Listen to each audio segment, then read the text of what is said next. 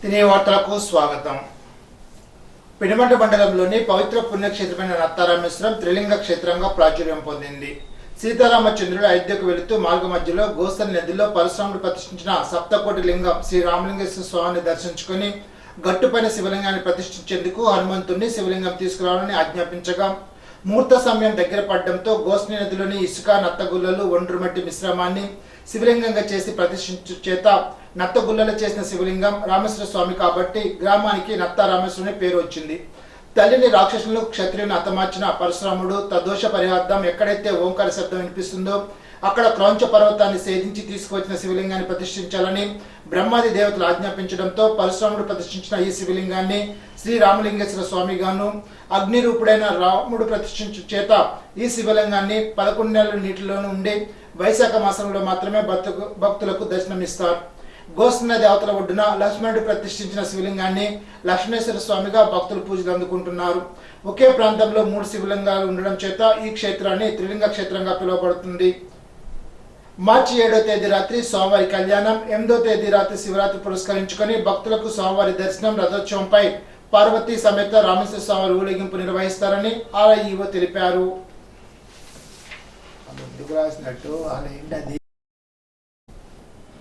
పినమంటలో దిత్తిలో వేంచేసి ఉన్న శ్రీ ఉమావాసుకి రవి సోమేశ్వర స్వామి క్షేత్ర మహత్యం వాయుపురాణంలోని గోస్తనది మహత్యంలో పేర్కొన్నట్లు పూర్వం దూదికాపురం నేడు జిత్తిగా పిలువబడుతోంది. త్రేతాయుగంలోని దుష్టులైన రావణాసురుడిని, వాసుక అనే రాజు, రవి అనే సూర్యుడిని, సోమ అనే చంద్రుడిని పరాభవించి రావణుడు పరివారమైన భయంకర రాక్షసులను దేవతలను పీడింపసాగారు.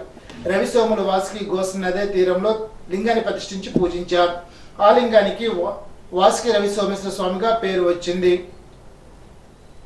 ఈ శివలింగాన్ని పూజించిన వారికి శత్రు, రుణ, రోగం, మృత్యుభయం ఉండవని, ప్రతి సోమవారం ఈ శివలింగాన్ని సేవించి అన్నదానం చేసినచో 1 కోటి రెట్ల ఫలితం కలుగుతుందని అక్కడ భక్తుల ప్రగాఢ విశ్వాసం.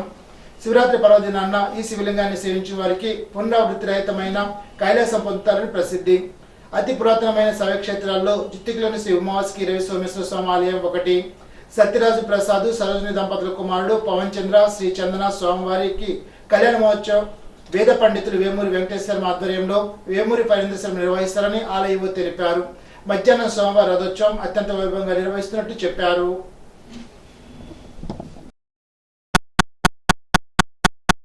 గోదావరి జిల్లా పినమంట మండలం జుత్తి గ్రామంలో దూతికాపురం అనే గ్రామంలో జుత్తిగా అని పిలువబడుతున్నది. ఈశ్వరుడు పశ్చిమాభం ఉత్తరవాహిని గోస్తని నది. మనకి త్రేతాయుగం నాటి ఈశ్వరుడు అండి. ఇక్కడ పశ్చిమముఖంగా ఉంటాడు. ఇక్కడ ఉత్తర నది గోస్తని నది, అతి పురాతనమైన నది గోస్తని నది అండి. స్వామివారు ఉమావాసుగిరి సోమేశ్వరులు, సూర్యుడు, చంద్రుడు, సర్పరాజు దేవతలు వీళ్ళందరినీ రావణాసురుడు బాధించుండగా వీరు ముగ్గురు వెళ్ళి బ్రహ్మగారిని వేడుకొనగా బ్రహ్మగారు దూతికాపురం అంటే ఈ జుత్తిగా వచ్చి స్వామివారి పడవగా ప్రతిష్ఠ చేసుకుని స్వామివారి సేవించండి, వారి వల్ల మీకు ఆపదలు దొరుకుతాయని చెప్పగా వారు ముగ్గురు ఇక్కడికి వచ్చి ఉత్తర నది గోస్తనది పశ్చిమముఖంగా ఈశ్వరుడు ప్రతిష్ఠ చేసుకున్నారు. సుమారు 1,80,00,000 క్రితం ఈశ్వరుడు అండి, త్రేతాయుగం నాటి ఈశ్వరుడు. మనకి స్వామివారు కాశీతో సమాన, దక్షిణ కాశీ అంటారు, పక్కన రామేశ్వరం కూడా 2 కాశీ రామేశ్వరం అంటారు. ఈశ్వరుడు పడముఖం మనకి ఈశాన్యం ఉన్న క్షేత్రంలో కాలభైరవ స్వామి ఉన్నాడు. మనకి ఆగ్నేయంలో 5వ శతాబ్దం వినాయకుడు ఉన్నాడు. అలాగే దూతికాదేవి కూడా మనకి ఇక్కడ ఉందండి. నైరుతిమ దుర్గాదేవి, వాయుము లక్ష్మీ జనార్దన స్వామి, ఆంజనేయ స్వామి, ఈశాన్యం వల్ల సూర్యనారాయణమూర్తి ఆలయాలు, శివ పంచాయతీ క్షేత్రం కూడా అంటారు. మనకి ఏ సమస్య ఉన్నా స్వామికి వచ్చి ఒక కొబ్బరిగా కొట్టి ఆ సమస్య తీరిన తర్వాత మృత్యుంజయ అభిషేకం భారతదేశంలో ప్రత్యేకించి ఇక్కడ జరుగుతాయండి. ఆ సమస్య తీరిన తర్వాత మృత్యుంజయ అభిషేకం తరచూ జరుగుతుంటే మనం చేసుకోవచ్చు. అలాగే స్వామి ప్రేరణ వల్ల పల్లి సుబ్రహ్మణ్యేశ్వరం బ్రాహ్మణ సోమేశ్వర స్వామి మన సత్యరాజు రుద్దండ గారు స్వామివారికి కల్లో కనిపించి ఎదురుగుండా సుబ్రహ్మణ్యేశ్వరంతో ఉండగా అక్కడ త్రవ్వగానే గుడి కట్టారండి. సుబ్రహ్మణ్యేశ్వరంలో స్వయంభోండి, కుజ దోషాలు ఉన్నా, వివాహం కాకపోయినా, సంతానం లేకపోయినా ఆ స్వామి అనుగ్రహం వల్ల సంతానం సుబ్రహ్మణ్యేశ్వరం కూడా లింగం మీద సర్పరాజు ఉంటాడు. అలాగే మనకి స్వామివారి ముఖమాండపంలో మనకి అనిశ్రమదేవి, సంతానం లేని వాళ్ళ పిల్లలకి అనిశ్రమదేవి అని చెప్పి అమ్మవారు రుద్రగంలో ఒక దేవత అనిశ్రమదేవి ఉందండి. అది కార్తీక మాస సోమవారాలు, పౌర్ణమి, అలాగే మాఘ ఆదివారాలు ఆ రోజుల్లో సంతానం లేని వాళ్ళు తారాబలం చూసుకుని ఆ రోజు ఖచ్చితంగా పూజ చేయించుకుంటారు. ఆ అమ్మవారి దేవాలు కూడా సంతానం కలుగుతుంది. ఉమా వాసుకి రవి సోమేశ్వర స్వామి ఈ మురుగుడు దేవతల పేరుని ఈ స్వామి పిలువబడుతున్నారు. రుణ రోగ శత్రునాశక లింగం. మనకి రుణాలతో కానీ అపమృత్యుతో కానీ ప్రాణాభి స్థితిలో స్వామివారి ముందు వచ్చి కొబ్బరిగా కొట్టుకుని స్వామిని దర్శించుకుని వారి సమస్యలు తీరిన తర్వాత ప్రత్యేకించి ఇక్కడ మృత్యుంజయ అభిషేకం తరచు ఇక్కడ జరుగుతుంది. నుంచి విదేశాల నుంచి కూడా వచ్చి ఇక్కడ మృత్యుంజయ అభిషేకం జరిపించుకుంటారు. ఇంత నీచ నికృష్టమైన పాలకులు ఉంటారని ఆనాడు అంబేద్కర్ ఊహించలేదు కాబట్టే ప్రభుత్వ ఆస్తులు తాకట్ల అంశం రాజ్యాంగంలో పొందుపరచలేదని గణపురం మండల టీడీపీ అధ్యక్షులు ఇందుకూరు రామకృష్ణంరాజు అన్నారు. దేశంలో ఎవరు చేయని పని చేసినందుకు సిగ్గుపడాల్సింది పోయి ఎంత స్వామి భక్తి ఉంటే కొడాలి నాని రాష్ట్ర సచివాలయ తాకట్టు చర్యను సమర్థించడం విడ్డూరంగా ఉందని అన్నారు. విశాఖ రుషికొండను బోడుగుండి చేసినట్లే రాష్ట్రాన్ని కూడా బోడుగుండి చేసే ప్రయత్నంలో ముఖ్యమంత్రి జగన్ ఉన్నాడని, ఓటమి భయంతో జగన్ ఏం చేస్తున్నాడో తనకే తెలియడం లేదని ఇందుకూరు ఎద్దేవా చేశారు. వైసీపీ పాలనకు కౌంట్ డౌన్ రోజులకు దగ్గర పడిందని, సైకిల్ పోయి సైకిల్ వచ్చి ప్రజలకు సుపరిపాలన అందడం ఖాయమని రామకృష్ణంరాజు పేర్కొన్నారు. నియోజకవర్గం పెదపుల్లేరులో 43.60 లక్షల రూపాయలతో నూతనంగా నిర్మించిన గ్రామ సచివాలయం, 23.94 లక్షల రూపాయలతో నూతనంగా నిర్మించిన వైఎస్ఆర్ రైతు భరోసా కేంద్రం ప్రారంభోత్సవ కార్యక్రమంలో రాష్ట్ర ప్రభుత్వ చీఫ్ ముదునూరి ప్రసాదరాజు, ఎమ్మెల్సీ కౌర్ శ్రీనివాస్, నియోజకవర్గ వైసీపీ ఇన్ఛార్జి డిసిబిబి చైర్మన్ పివి నరసింహరాజులు పాల్గొన్నారు. సంతోషంగా ఉంది. నా చేతుల మీదుగా ఈ రోజున ఈ భవనాన్ని నిర్మించుకున్నందుకు, ప్రారంభోత్సవం చేసుకున్నందుకు మీ అందరూ కూడా గమనించండి. ఇదే పంచాయతీలో గతంలో పంచాయతీ ఆఫీస్ ఉండేది. పంచాయతీ ఆఫీసులో ప్రెసిడెంట్ గారు, ఓ సెక్రటరీ గారు, ఒక విఆర్ఓ గారు ఉండేవారు. మరి ఇదే గ్రామంలో మళ్ళీ 3 భవనాలు నిర్మించుకున్నాం. 40 లక్షలతోటేమో సచివాలయ భవనం, 22 లక్షలతోటేనేమో రైతు భరోసా భవనం, ఇంకొక 20 లక్షల రూపాయలతో సింగిల్ బెడ్ హాస్పిటల్. మరి ఎందుకు 3 భవనాలు? మీరు అందరూ ఆలోచించండి. గత ప్రభుత్వానికి ఈ ప్రభుత్వానికి ఉన్నటువంటి వ్యత్యాసం పరిపాలనా విధానం. గతంలో ఏదైనా ప్రభుత్వంలో ఏ ప్రభుత్వమైనా ఏమనుకుంటుంది, గెలిచాక అందరూ బాగా చేయాలని అనుకుంటాం, మంచి పేరు తెచ్చుకోవాలి, మంచి పరిపాలన చేయాలి, మళ్ళీ మనమే గెలవాలి అని అనుకుంటాం. కానీ మీరు చూడండి, 5 ఏళ్ళకే చాలా ప్రభుత్వాన్ని మార్చేస్తుంటారు ప్రజలు. ఎందుకు మారుస్తారు? ఇచ్చినటువంటి హామీలు నెరవేర్చకపోవటం. పెట్టాలని ఉంది, గుబ్బుడుతో తీసుకుంటాడు, చివరికి వెళ్ళి మెతుకులే వెళ్తాయి. మయ్యాని దళారులు ఉంటారు, అవినీతి ఉంటుంది, మా పార్టీ ఉంటుంది. ఇలాంటి అన్ని అనటం వల్ల ప్రభుత్వం చేయాలనుకున్నటువంటి కార్యక్రమాలు చివరి వరకు అమ్మం. అన్ని చేయాలనుకున్నా వడ్డించి కూడా ఉండడం సరిగ్గా అమలం. కానీ ఈ రోజు ఈ ప్రభుత్వంలో మీరందరూ వ్యత్యాసం గమనించండి. ఇదివరకు ఇదే గ్రామంలో 2 అధికారులు ఉన్నటువంటి ఈ పంచాయతీలో ఇప్పుడు ఎంతమంది అధికారులు, ఎన్ని బిల్డింగ్లు? 11 మంది సచివాలయ అధికారులు, 30 మంది అవ్వాలంటే 29 మంది వాలంటీర్, అంటే మొత్తంగా 40 మంది అధికారులు నియమించున్నాం. ఈ ప్రభుత్వ విధి విధానాల వలన దౌర్భాగ్యమైన పరిస్థితి నెలకొల్లాయని ఎమ్మెల్యే మంత్రి రామరాజు విమర్శించారు.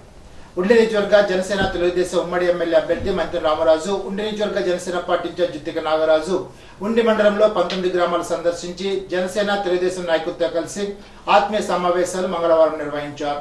ఈ సందర్భంగా కోలమూరులో ఎమ్మెల్యే మాట్లాడుతూ, తెలుగుదేశం జనసేన పార్టీ ఉమ్మడి అభ్యర్థిగా మీ ఆశీస్సుల కోసం మీ ముందుకు వచ్చాను, దీవించాలని నాయకులను కార్యకర్తలను కోరారు.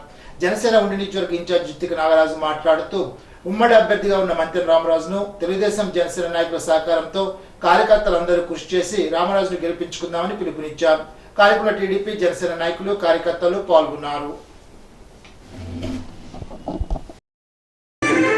మన యొక్క ఉండి నియోజకవర్గంలో, మన యొక్క ఉండి మండలంలో కోలమూరు గ్రామంకి తెలుగుదేశం అదేవిధంగా జనసేన ఉమ్మడి అభ్యర్థిగా మరొకసారి శాసనసభకి పోటీ చేయడానికి అవకాశం ఇచ్చినటువంటి మీ అందరికీ కూడా హృదయపూర్వక ధన్యవాదాలు తెలియజేసుకుంటా ఉన్నాం.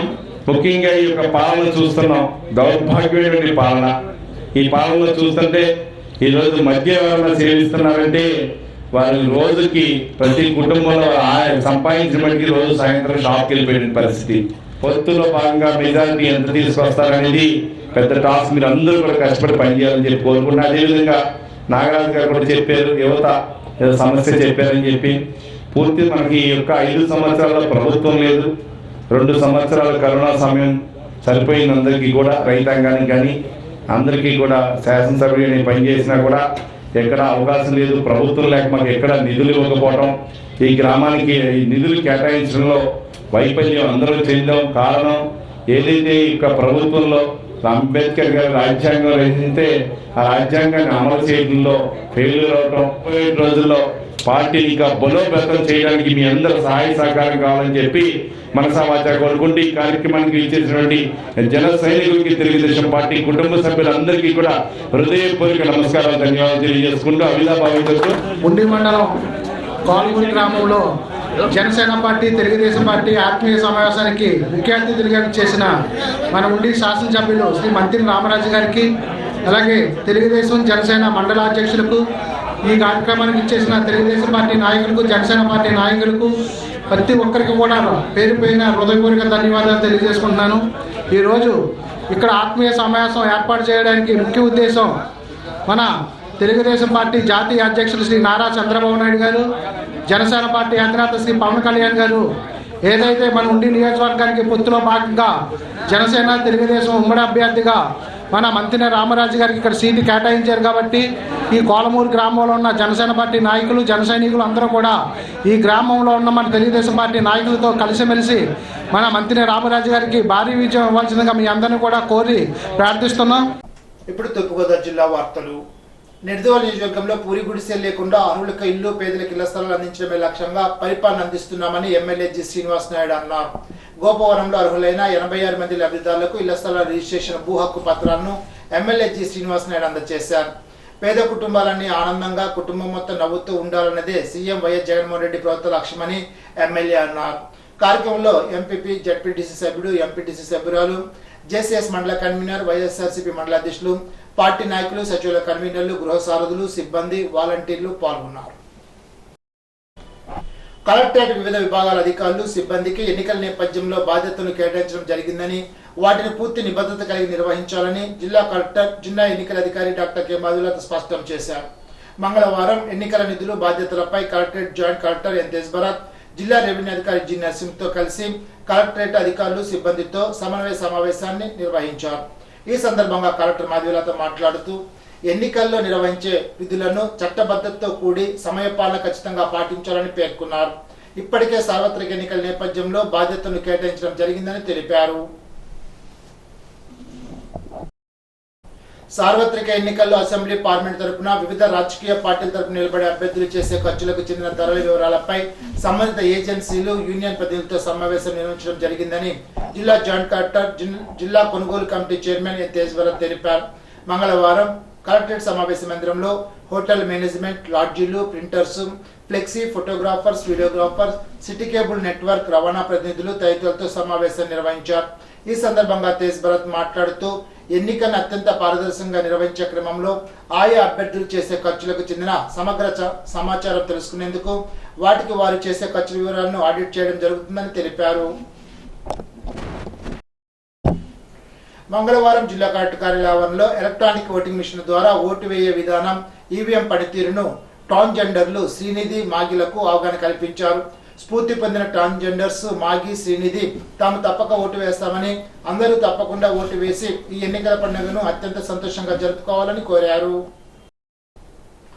మంగళవారం జిల్లా కలెక్టర్ స్పందన సమావేశ మందిరంలో 2024-25 ఆర్థిక సంవత్సరానికి జిల్లా potential linked credit plan booklets ను జిల్లా వ్యవసాయ సలహా మండలి చైర్మన్ కైగాల శ్రీనివాసరావు సంబంధిత అధికారులతో కలిసి జిల్లా కలెక్టర్ ఆవిష్కరించారు. ఈ సందర్భంగా జిల్లా కలెక్టర్ మాట్లాడుతూ నాబార్డు భారతదేశంలోని అన్ని జిల్లాలకు ప్రతి ఏటా పొటెన్షియల్ లింక్డ్ క్రెడిట్ ప్లాన్లను ప్రచురిస్తోందని తెలిపారు. తద్వారా వాస్తవిక అమలు చేయగలిగిన క్రెడిట్ అవసరాలను రూపొందించడంలో బ్యాంకులకు సహాయంగా ఉంటాయని కలెక్టర్ తెలిపారు. ఇది ఫైనాన్స్ స్థాయి, యూనిట్ ఖర్చులు, గ్రౌండ్ లెవెల్ క్రెడిట్ ఫ్లో యొక్క సరళి, మారుతున్న పద్ధతులను పరిగణలోకి తీసుకుని తయారు చేయబడుతుందని తెలిపారు. నల్లజల్ల మండలం పోతవరంలో దాదాపు 3 కోట్ల విలువైన అభివృద్ధి పనుల్లో భాగంగా పలు ప్రాంతాల్లో సీసీ రోడ్లు, 2 చోట్ల ఓవర్ హెడ్ వాటర్ ట్యాంకులను రాష్ట్ర హోం విపత్తు నిర్వహణ శాఖ మంత్రి డాక్టర్ తాంటివంత ప్రారంభించారు. మరో 2,90,00,000 అంచనా వ్యయంతో నిర్మించే పోతవరం ఎన్నగూడెం రోడ్డుకు శంకుస్థాపన చేశారు. ఈ సందర్భంగా హోంమంత్రి తాంటివంత మాట్లాడుతూ సంక్షేమ అభివృద్ధి రెండు కళ్ళుగా జగన్ ప్రభుత్వం పనిచేస్తోందని అన్నారు. ప్రతిపక్షాలకు జగన్ ఎదుర్కొనే ధైర్యం లేక లేనిపోని అసత్య ప్రచారాలు చేస్తున్నారని మండిపడ్డారు. అబద్ధ హామీలు, విష ప్రచారాలతో గుంపులుగా వస్తున్నారని అన్నారు. గత ప్రభుత్వంలో జరిగిన అభివృద్ధి సంక్షేమానికి, జగన్ ప్రభుత్వంలో జరిగిన అభివృద్ధి సంక్షేమానికి తేడాను ప్రజలు గమనించాలని ప్రజలను కోరారు. గోపాలపురం నియోజకవర్గం నల్లజిల్లా మండలం గంటవారిగూడెంలో స్థానిక ప్రజాప్రతినిధులు, నాయకులతో రాష్ట్ర హోంశాఖ మంత్రి తాంటి వనిత సమావేశాన్ని నిర్వహించారు. కార్యక్రమానికి ముందుగా స్థానిక శివాలయంలోని శ్రీ లలిత కామేశ్వర స్వామివారిని దర్శించుకున్నారు. కార్యక్రమంలో రాజమండ్రి పార్లమెంట్ అభ్యర్థులు గూడూరు శ్రీనివాస్ తదితరులు పాల్గొన్నారు. ఇప్పుడు ఏలూరు జిల్లా వార్తలు. జంగారెడ్డిగూడెంలో పారామిలిటరీ దళాలు కవాతు నిర్వహించారు.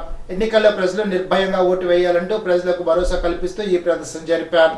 సిఐ రాజేష్, జిల్లా ఎస్బీసీఏ ఆదిప్రసాద్, లక్కవరం ఎస్ఐ సుధీర్ పాల్గొన్నారు.